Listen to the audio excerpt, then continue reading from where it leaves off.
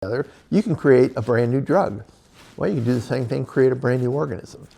And so that's where the fear is, on where they talk about this totally autonomous superintelligence that has access to all the scientific data, but might not have the guardrails up as far as, hey, you probably shouldn't do this because this could be really dangerous. The other thing is the AI is available to everybody. So now these terrorist groups that, and believe me, I mean, it's well documented. I mean, there are certain groups that believe that the only way to save Mother Earth is to wipe out the human species, right? So they're actively trying to figure out a way to do this. So now you get these guys, all they have is a laptop, and they have somebody who's a little bit of a biochemist, and they have access to all the scientific research in the world.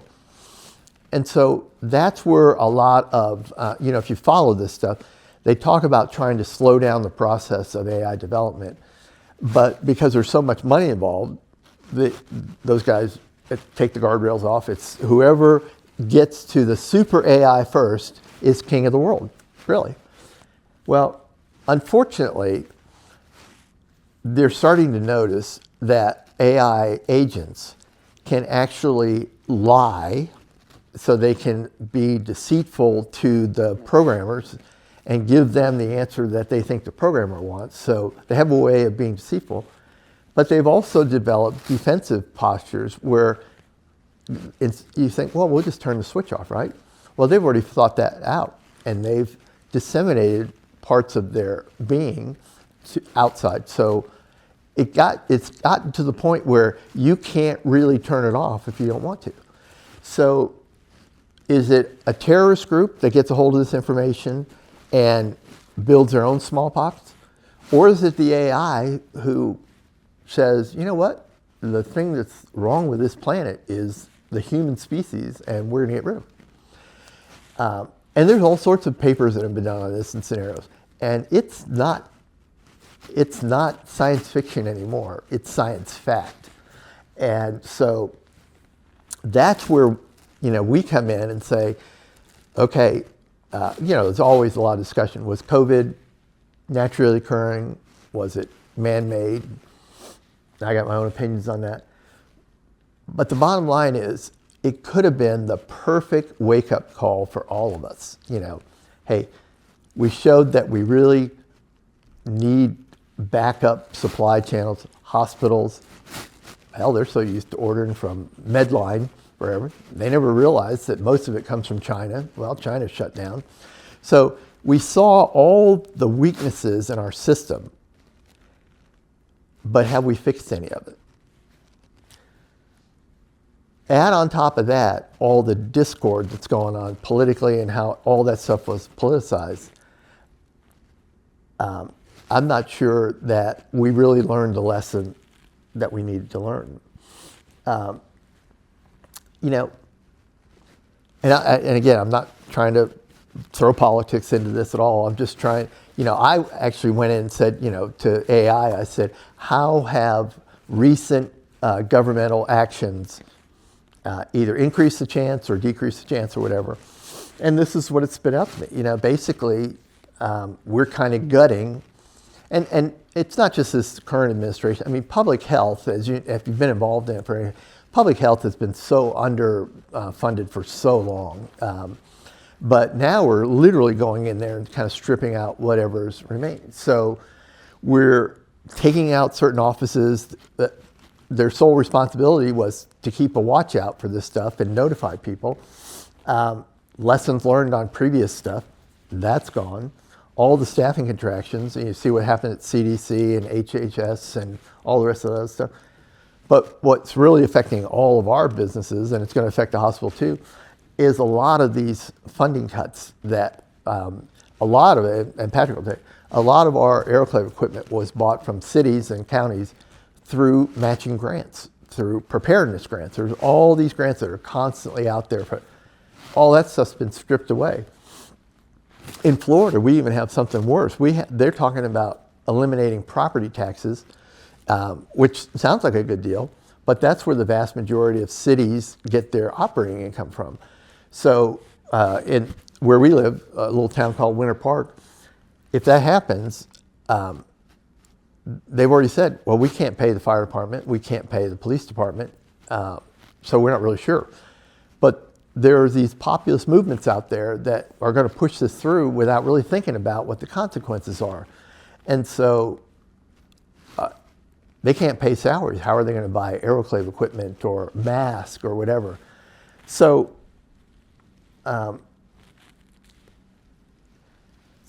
what's the net effect of all this stuff? Well, the early warning system's kind of gone away. Are we even going to recognize that something's happening? We're not going to have the surge capacity. I heard you guys are rebuilding your ER and all the rest of the other stuff. But, will you have the money to staff it? Will you have the money to put the equipment in there? All the rest of that stuff. We always look to FEMA for a lot of stuff. We look to the feds for a lot of stuff. And that seems to be kind of going away. So how are we going to be able to react to something? But on top of that, now you have what I call them the societal threats as well. We heard this term forever. After COVID died down a little bit, our sales guys, nobody even wanted to talk about COVID. Oh, I'm so sick of it. We exhausted our budget, yada, yada, yada. They called our equipment, the COVID, well, we don't need the COVID machines anymore. Well, it's not really COVID. I mean, it got started with MRSA and all the rest of that other stuff. But it was, so we termed it COVID exhaustion. Nobody wanted to deal with stuff. We were through it. It's never going to happen again, blah, blah, blah. And the way that it was portrayed by many different governments was, we got so excited about this, it turned out to be just a bad cold for most people. For most people, but even at 1% mortality rate, it killed 6 million people. So, it doesn't have to be the super lethal Ebola to really wreak havoc on a society. But I think the thing that was most discouraging to me is how everybody just tore down the CDC and the Fauci's of the world and all these people who had spent their whole life in infectious disease had pretty much conquered polio, smallpox, and HIV and stuff. I mean, these are the guys that were out on the front line. But when you're in the middle of something that's brand new and you've never seen it, you have to make educated guesses. So they guess, well, how did you come up with 6-foot distancing, for people? Well, that was a guess because they went and they looked and said, well, okay, if somebody sneezes, how far do those particles travel? Well, on average, they travel 6 feet. So, okay, well, everybody just stay 6 feet apart. Well, that's crazy. Same thing with the mask. Well, surgeons have been wearing masks forever. But the reality of it is, unless you have a tight fitting or an accurately fitting N95 or better, it doesn't do any good. It used to drive me crazy. You'd be in a plane going somewhere, everybody'd be masked, but you could take it off while you're eating your meal. And so everybody kind of thought, these guys are just making this up. It's no clue. Or they're the mouthpieces for big pharma. That they're cranking out these vaccines. They're making trillions of dollars from it. So they want us to be scared to death of this. And so I think that more than anything is going to be what really does us in, because nobody's going to believe anybody that's on the TV or the health department. And the health departments are almost non-existent anymore. The vaccine stuff. Everybody has their own opinion of it, but I mean, you can look historically and you can see when you initiated vaccines for polio or for measles or whatever, the death rates went way down. There was always some exemption out for people, religious exemption or whatever. But even in Florida, which has a fairly liberal thing, I mean, the exemption rate was relatively small, 2-3%, something like that. So we were always above that 95%, which is where you need to be to have herd immunity. Now, most states are rapidly falling below 90%. So there's no herd immunity for that. So what do we care about measles? Because most kids survive it, right? I had measles when I was a kid. But the problem is that there is such a huge number these days of immunocompromised kids and adults. They get measles, it's bad news. But because we have all these freedoms that we want to exercise in the United States, the vaccine development step, when you look back and there's Project Warp Speed and everything, people talk about conspiracies all the way. But the last vaccine that was developed from scratch was the mumps vaccine. And that took 4 years to develop.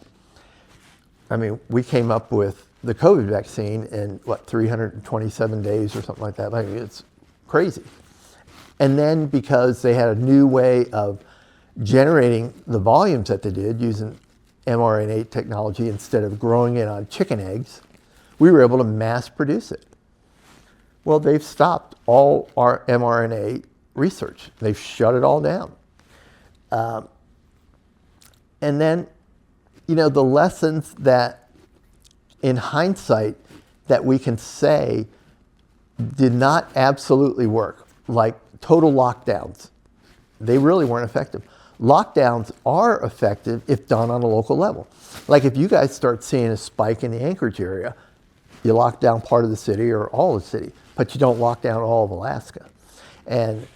But what you're hearing now from people in certain organizations is, well, we're just going to close the border. Close the border. Nobody comes in. Nobody gets in. Well, the reality of it is that has been shown to be totally ineffective because it's closing the gate after the horse is already out, right? So stuff that does work, people have kind of,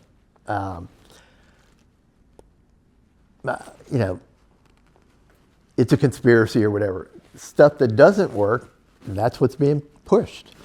And again, I'm not trying to be political. I'm just saying this is what if you're standing back, this is what we're seeing. So, what are the recommendations?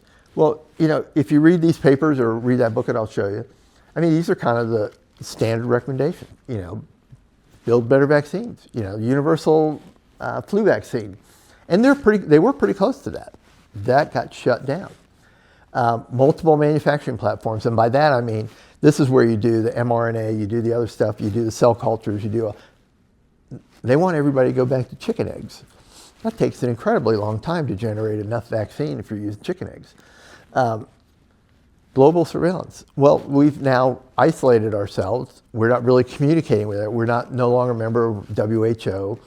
Where we used to get our data was the CDC would every week publish what was called the MMWR or something like that, monthly morbidity and mortality weekly or something like that.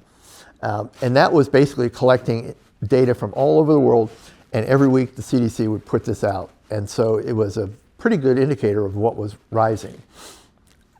That's no longer done. So obviously upgrade public health. Well, that's a low priority. Plan for social and economic continuity. I mean, again, we saw what happened to the supply chains. We saw what happened to employment, unemployment, what that did.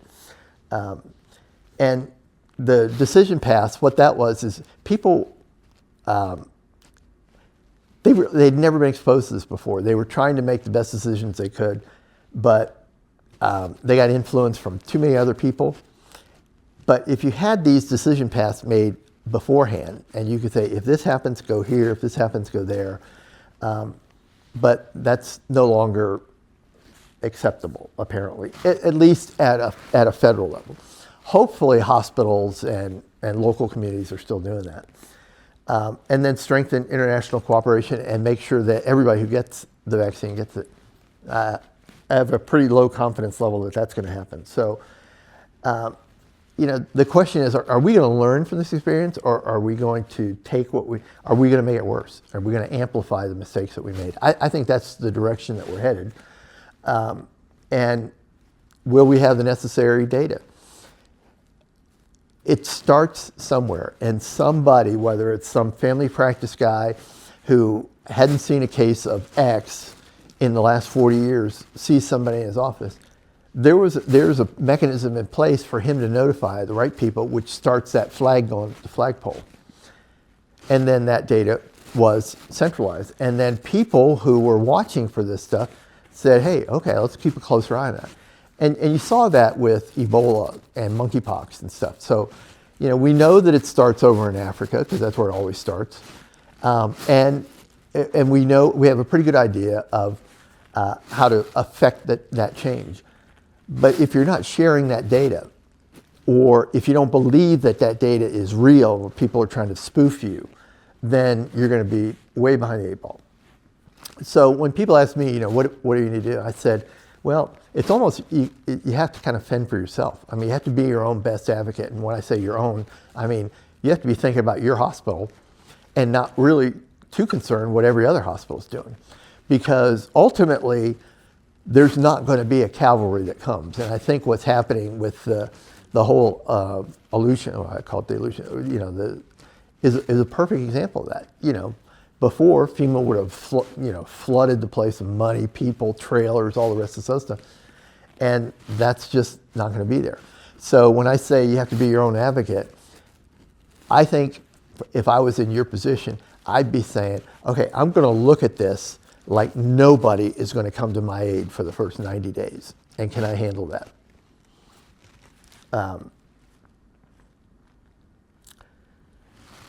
I think where we did go wrong, and this is a lesson learned, is we issued mandates, and people just hate to be told what to do. That's just our American ideology.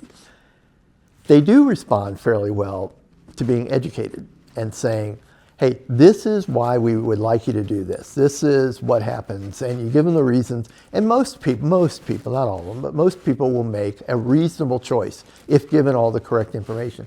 And they believe that they can trust that information.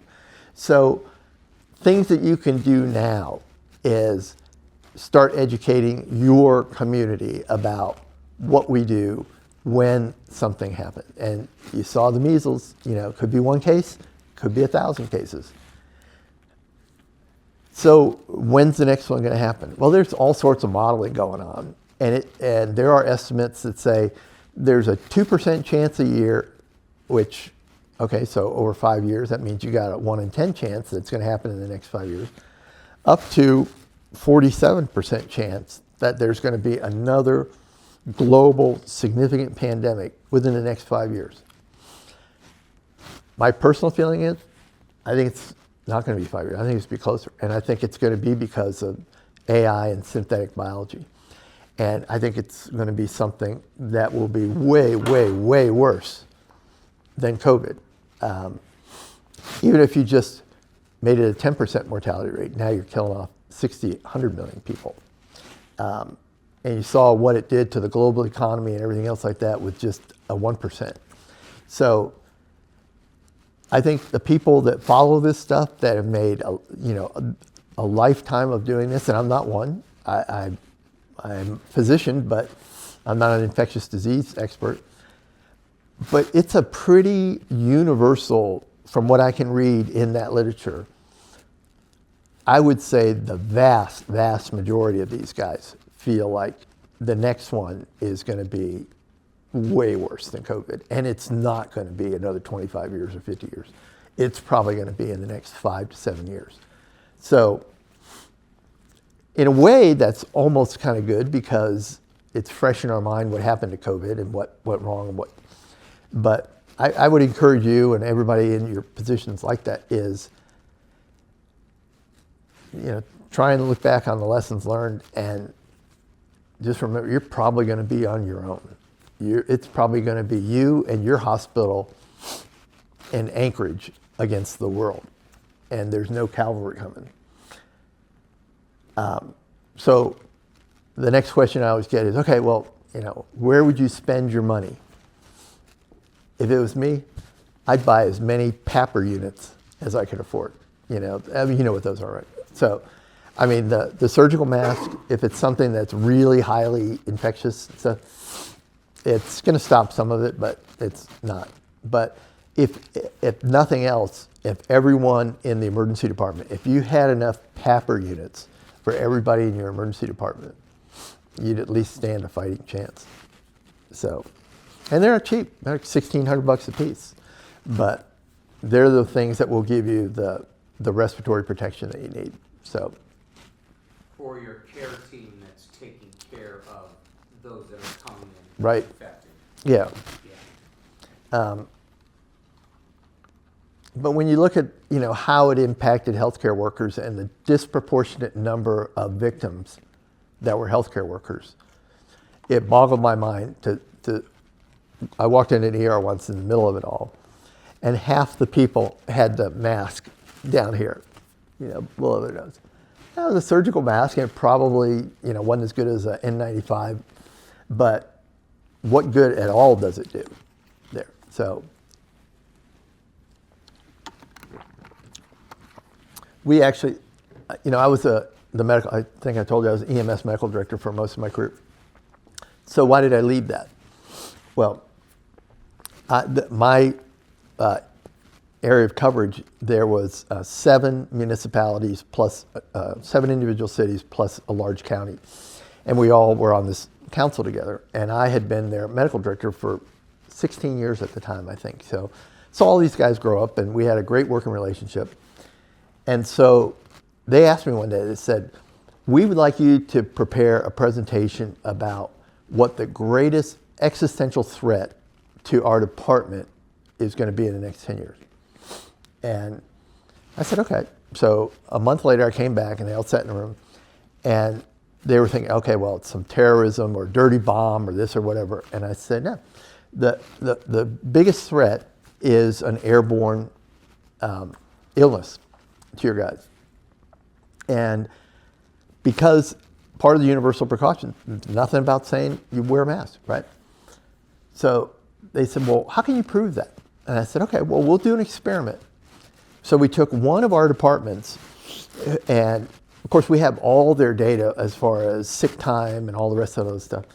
And I said, look, I'll tell you what, we're going to take this department and we're going to put a policy in play that says on every call, no matter if it's a fractured arm, whatever they're responding to, the guys wear a mask from the time they meet the patient until the time that they've offloaded the patient, back and clean they're out of the patient contact. 100% all the time, even the driver, not in the back with the patient, everything. And we had a particularly virulent flu season that year. Their sick time went down 50-something%. Wow, this is amazing. This is amazing. Okay, well, let's put that throughout. Let's make that standard operating procedure through the rest of the department. Oh, we can't do that. Well, why? Well, in today's terminology, it would be called weaponizing it. So instead of incentivizing these guys on the line to say, hey, look, you'll stay healthier, you won't get your family sick, all the rest of this other stuff, they got penalized. They got dinged if a battalion chief or somebody saw them without their mask on, which then carried over into their annual or monthly evaluation, which meant they didn't get as big of a raise. So then the union got involved and said, hey, the chiefs are taking money out of my pocket because I'm not wearing my mask. So even though they knew that this would keep them and their family safer, they rebelled. And all it would have taken was a change in attitude. Instead of a mandate from the chiefs above, is more of an incentive and education purposes. But so they came back to me and they said, I'm sorry, Dr. Brown, we're not going to implement this. And I said, here's the data. Oh yeah, well, we believe it. We believe it. You see what that's doing to your budget? Yeah, we get it. But we don't want to mess with the union, so we're not going to do it. And I said, okay, well, you pay me for my advice. That's it. And it wasn't a whole lot of money. But if you're not going to take my advice, then, I did it. So after 16 or 17 years, I left. But it made a difference. I don't know. But I do believe that after looking at what happened to the Canadian healthcare workers in SARS, I think it's going to devastate our first responders and emergency department people when it hits. So that's it. That's all I got.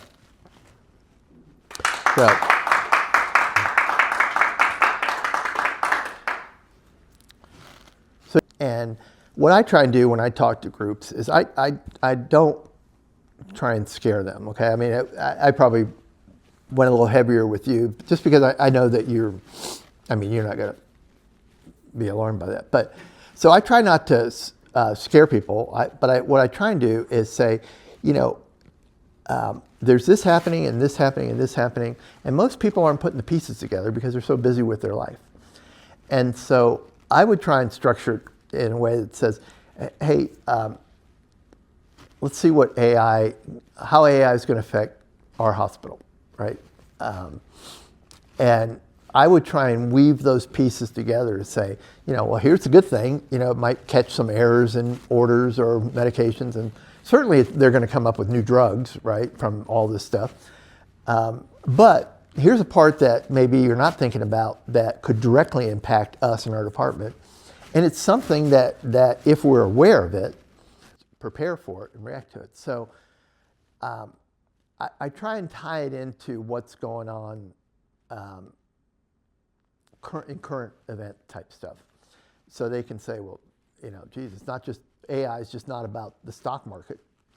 Here's how it could help medicine. But, there's a potential dark side to this. And I think, it kind of blew me away when I saw that this one guy of a 3-person team broke off and created smallpox from nothing. Geez. And to know, just, based on all the intelligence and everything else, that there are groups that are actively trying to figure out a way to wipe humans off the face of the earth,